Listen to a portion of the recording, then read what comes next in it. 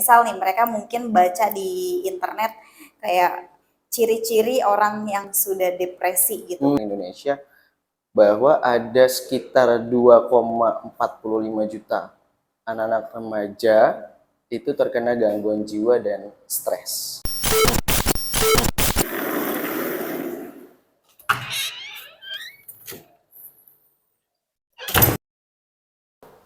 Oke. Halo Namira. Halo. Alhamdulillah. Terima kasih loh udah bisa hadir di podcast Bangsa Bambu Runcing. Sibuk sekali sekarang. Kegiatannya apa sekarang? Enggak sibuk banget. Oh, nggak sibuk banget. Cuma so sibuk aja. So sibuk. Wah. Namira, kan ini gue apa lu sih? Terserah ya, bebas ya. Iya, gue aja boleh. Kayak kalau aku kamu kayaknya takut ada yang tersinggung ya. Gue ngeri soalnya takut ada yang tersinggung gitu loh kalau aku kamu. Iya. Oke, Mira. Manggil apa nih? Namira, Yumita, atau bebas. Tapi Panggil. teman-teman sih lebih senang manggil Nami. Nami. Ya karena unik katanya. Oh, karena unik ya. Unik. Iya sih, unik banget. Nggak ada yang punya. Nggak ada yang punya. Oke, sekarang lagi sibuk apa, Namira? Sebenarnya sih lagi sibuk kuliah aja. Tapi sambil freelance. Kalau ada panggilan ya digaskan. Kalau nggak ada ya udah nganggur. Oh gitu. Kan gue udah sempat baca nih profil Namira Yumita ya di Instagram tuh, kan kamu tuh influencer banget ya gitu loh. Terus sebagai Duta Pemuda Indonesia ya. Duta Pemuda Indonesia terutama di DKI Jakarta kan. Apa sih sebenarnya dari Duta Pemuda itu? Sebenarnya itu Duta Pemuda Indonesia itu sebenarnya itu kegiatan ya, kegiatan dari Kemenpora yang dimana dinaungin sama yang paling bawah itu ada suku dinas pemuda dan olahraga, terus nanti kita akhirnya ningkat ke dinas provinsi DKI Jakartanya itu dinas pemuda dan olahraganya juga. Nah di situ itu ada salah satu kegiatan namanya Jambore. Yang pertama itu kita tuh ya ibaratnya kayak di Pramuka itu ada Jambore pertemuan antara pramuka lah ya. Nah kalau misalnya di Jambore Pemuda ini itu sama, settingannya pun hampir sama, tapi ya bedanya ini kita dari kegiatan Kemenpora yang dimana kegiatannya itu namanya Jambore Pemuda Indonesia. Itu kalau udah kita ke nasional, tapi kalau misalnya kita masih di wilayah itu namanya Jambore Pemuda Wilayah. Nah, kalau wilayah itu ya udah sewilayah.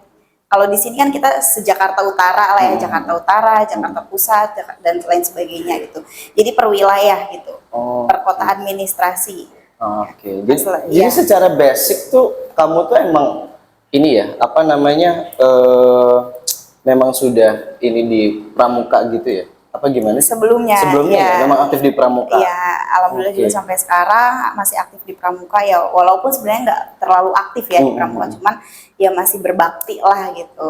Berbakti banget loh dia. Masih berbakti lah untuk Pramuka gitu. Tapi biasanya gini, biasanya kan kalau misalnya suatu itu bisa disebut komunitas atau lembaga atau organisasi, itu kan pasti punya tujuan, visi dan misi kan.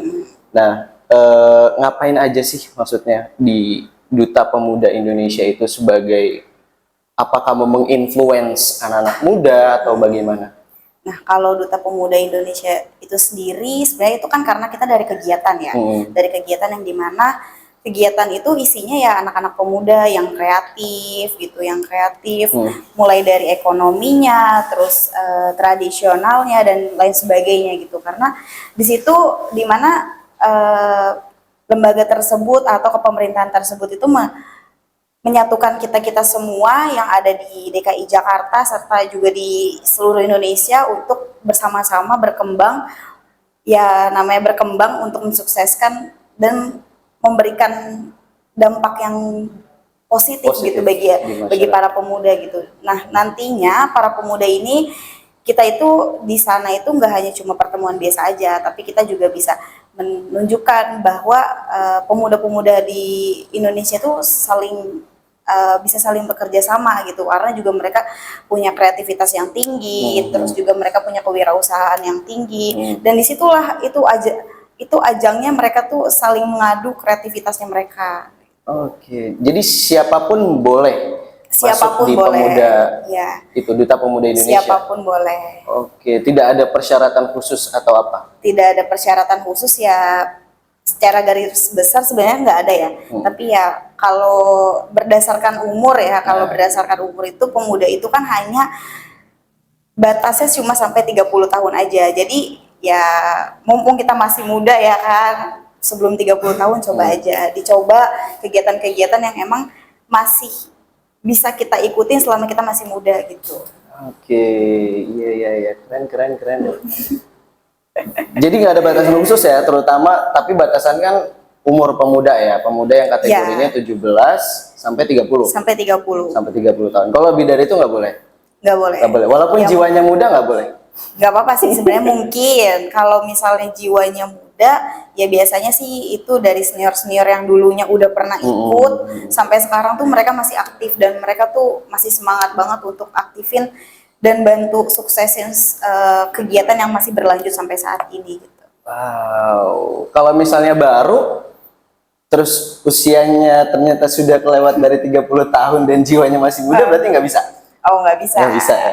Ya, karena kan ya yang dilihat itu jiwa-jiwa pemudanya, ya.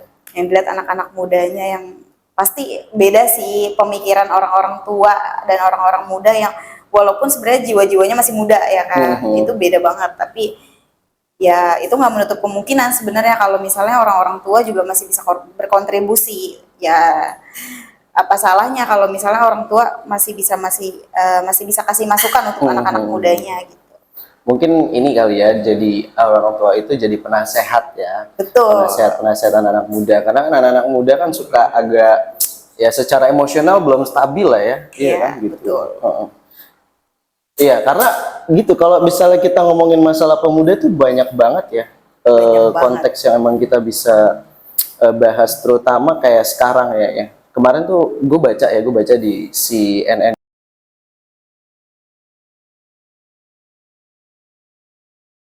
Indonesia bahwa ada sekitar 2,45 juta anak-anak remaja itu terkena gangguan jiwa dan stres. Dan waktu 2016 juga hasil penelitian dari WHO itu bilang 1 detik itu terjadi 40 bunuh diri anak-anak muda di dunia. Gila, kalau misalnya 1 detik 40 orang anak muda yang meninggal, itu kalau misalnya 1 jam berapa? Iya. Ya kan? Itu ngeri banget kan sekarang. Nah, mungkin ini nggak sih menurut kamu nih, kamu sebagai seorang duta pemuda, apa yang kemudian menjadi satu pandangan buat kamu sendiri? Ada nggak sih kamu sebagai seorang pemuda, duta pemuda itu kayak, oh iya ini kan urgensi banget ya, berarti kan parah banget kan, 2,45 juta tuh ya lumayan angka yang gede gitu. Pernah nggak sih kamu mencoba untuk menggali hal tersebut? Apa yang terjadi sebenarnya sama anak muda di generasi kita gitu? Oke. Secara garis besar ya, kalau pada zaman sekarang itu kan, kalau kata anak muda itu mental yang rusak itu mereka tuh suka ngomongnya mental health, broken mental health. Padahal ya itu sama aja, itu bahasa Inggris, itu bahasa Indonesia yang dijadikan bahasa Inggris gitu. Nah, gue tuh suka baca ya kayak gitu, sering baca, dan bahkan temen-temen gue juga banyak yang kayak gitu. Jadi secara garis besar, seiring berjalannya waktu, anak-anak muda itu pasti akan ada masanya yang kayak begitu. Ya, karena kita juga ngikutin era yang dimana kemarin aja kita tuh kena pandemi, udah gitu tiba-tiba langsung pandemi itu langsung endemik gitu aja, dan mereka mungkin di situ kena culture shock, dan juga yang tiba-tiba yang tadinya mereka kehidupannya biasa aja, tiba-tiba ada pandemi, mereka tuh langsung kena yang gimana ya, langsung shock gitu sama keadaan-keadaan di luar sana, dan tiba-tiba mereka harus di dalam aja gitu. Terus mereka udah nyaman dengan kenyamanannya mereka, tiba-tiba mereka harus kerja lagi keluar, harus bersosialisasi lagi keluar. Jadi kayak ya menurut gue sih kalau misalnya anak-anak pemuda yang sekarang tuh banyak banget kena eh, mental health ya, kena mental health. Mereka tuh ngerasa kalau mereka itu shock sih sebenarnya. Shock ya? Shock. Mereka shock akan kejadian yang mereka tuh nggak bisa hadapi secara bertahap. Oke. Karena kan ya namanya kita manusia pengennya tuh hidup secara bertahap. Apapun prosesnya kita harus ada tahapnya, mulai dari bawah sampai akhirnya sampai di atas gitu. Udah gitu gue tuh sering banget dengar kalau temen-temen gue tuh kayak mereka tuh kayak ya ibarat gini lah, mereka putus cinta. Oke. Ya, mereka pacaran udah 2 tahun atau 3 tahun, terus tiba-tiba mereka putus. Dan disitulah tiba-tiba salah satu dari mereka, entah ceweknya atau cowoknya, itu bisa aja mereka tuh kena mental health. Di situ mereka depresi, terus mereka ada aja bisa sampai bunuh diri yang kayak kakak bilang. Terus kayak ya menurut gue itu sebenarnya hal wajar kalau di tahun-tahun dan zaman sekarang lah ya, apalagi kepada generasi-generasi Z gitu ya, Gen Z. Itu tuh udah sebagai hal yang wajar, emang kita udah nggak bisa pungkiri lagi gitu. Karena emang udah masanya dimana anak-anak tahun 2000-an, tahun 9998 itu emang ada masanya dimana mereka tuh tahun ini loh, mereka tuh ngerasain era yang dimana digital lebih tinggi, terus sosialisasinya mereka harus yang banyak banget, harus kena culture shock itu gitu. Oke. Berarti gini, kalau tadi Namira bilang bahwa memang ini sudah eranya, ada kemungkinan nggak sih kalau misalnya pengaruh dari digital itu sendiri, gitu? Ada kemungkinan? Menurut lu deh, ya. Ada kemungkinan nggak? Menurut gue sih digital itu kan ada hal positif dan negatifnya ya. Yes, gue sepakat. Nah, kalau misalnya positifnya ya mereka pasti dapat positifnya, mereka dapat pembelajaran yang memang harus mereka pelajarin dari gadget gitu, dari digital gitu. Dan emang itu udah masanya mereka juga harus berkembang secara digital. Apalagi kan zaman sekarang anak-anak sekolah juga ya belajarnya udah pada pakai laptop, ya kan, udah pada pakai handphone, Zoom meeting dan Google meeting, apapun segalanya gitu. Nah, di sisi lain juga mereka pasti ada sisi negatifnya sih dari digital itu sendiri gitu. Karena digital itu emang yang ngebuat anak-anak itu jadi ngerasa yang kayak negative thinking. Gitu. Kayak misal nih mereka mungkin baca di internet kayak ciri-ciri orang yang sudah depresi gitu. Depresi itu beginilah, begini. Terus akhirnya mereka tuh mendiagnosa dirinya mereka sendiri bahwa gue kayak gitu loh gitu. Self-diagnosis ya? Iya, jadi mereka tuh mendiagnosa dirinya sendiri bahwa mereka tuh kena penyakit itu, padahal enggak. Tuh. Apalagi zaman sekarang nih yang kayak psikologis gitu-gitu, psikologis dan teman-temannya lah, itu tuh laku banget karena adanya mental health yang broken itu gitu. Jadi kayak mereka tuh mikir, oh gue stres nih, yaudah deh gue ke psikologis, gue ke inilah biar dapat obat, biar dapat apa, biar mereka tuh nggak depresi lagi. Padahal ada cara lain biar mereka tuh nggak harus ke psikologis itu juga. Itu sih adalah pengaruh dari sosial media yang memang digital aja sekarang udah mempengaruhi otak anak-anak pemuda gitu. Apalagi anak-anak pemudanya itu nanti hidupnya di masa depan akan kayak gimana gitu. Apa mereka bakal ikut sama digital, apa digital yang ikut sama mereka. Caranya agar mereka nih nggak mengikuti, bukan nggak mengikuti ya tadi ya. Caranya biar mereka itu mengurangi hal-hal seperti itu. Apalagi kan banyak ya yang selama COVID tuh gue ngerasa banget kalau misalnya kita itu benar-benar yang dikurung di rumah, terus kemudian ngelihat wah banyak banget orang-orang segala macam kan asumsi-asumsi kan.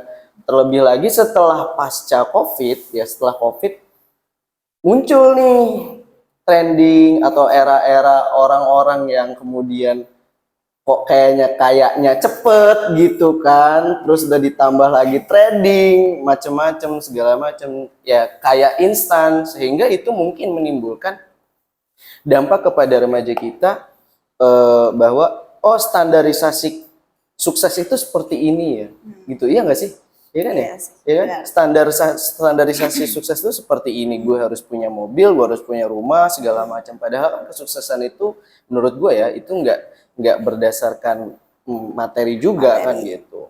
Banyak kan kayak orang-orang yang sukses malahan yang emang beneran kaya dan sultan itu mereka nggak pernah mau memamerkan harta kekayaan mereka. Nah mungkin itu juga menjadi salah satu faktor kemarin kan kenapa banyak anak-anak muda yang stres, kayaknya wah hidup gue nih udah berantakan banget gitu kan. Tekanan orang tua, tekanan keluarga, tekanan pacar gitu yang nyuruh untuk ayo dong kamu harus gini segala macam kayak gitu-gitu.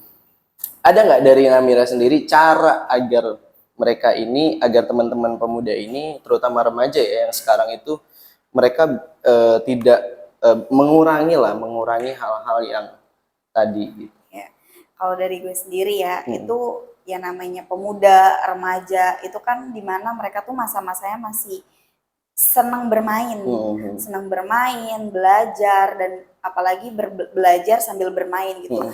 Ya nggak menutup kemungkinan dong kita sebagai pemuda pengennya belajar tapi sambil bermain juga kayak anak-anak TK gitu kan. Nah, pas kita pandemi aja sebenarnya banyak hal positif dan juga hal negatif yang dimana anak-anak pemuda yang tadinya yang kalau kata kakak tadi nggak sukses itu hanya dari materi gitu.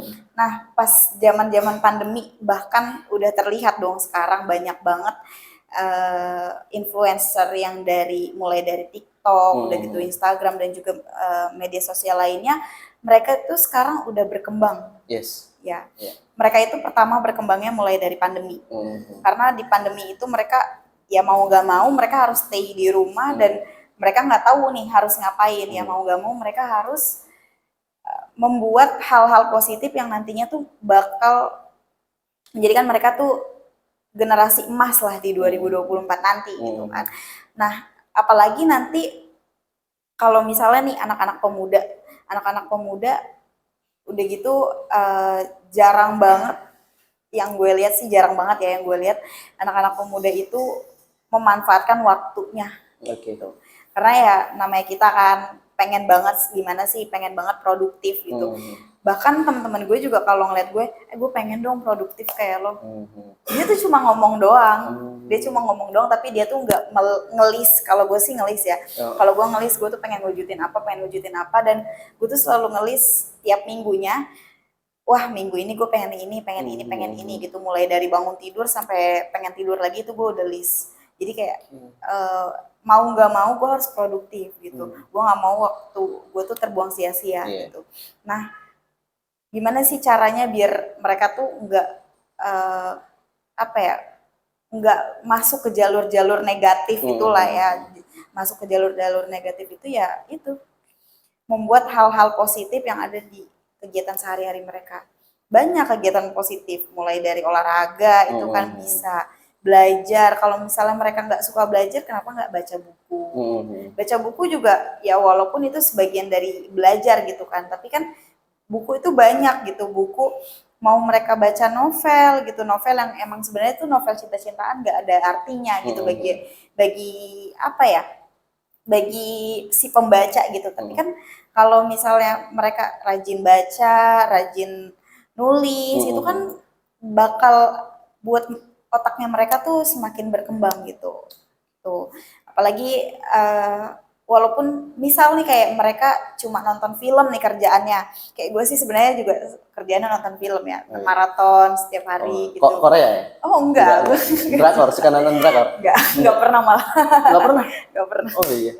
Genre film apa sih? Gue apa aja sih gue tonton. Tapi romantis gue suka. Oh romantis. Oh dia suka yang romance. Dia tuh suka yang romance. Iya, genrenya genre Ya, romance. yang komedi-komedi gue suka gitu. Nah, dari kita nonton film aja kita bisa menganalisa kan film Iya. itu gitu. Dari menganalisa itu ya secara nggak langsung otak kita juga berpikir gitu. Itu sih yang bikin mungkin bikin remaja atau pemuda bisa lebih produktif dan lebih meninggalkan hal-hal yang negatif di luar sana gitu. Apalagi kayak digital itu kan banyak ya, banyak jenisnya di dalam sosial media juga banyak banget.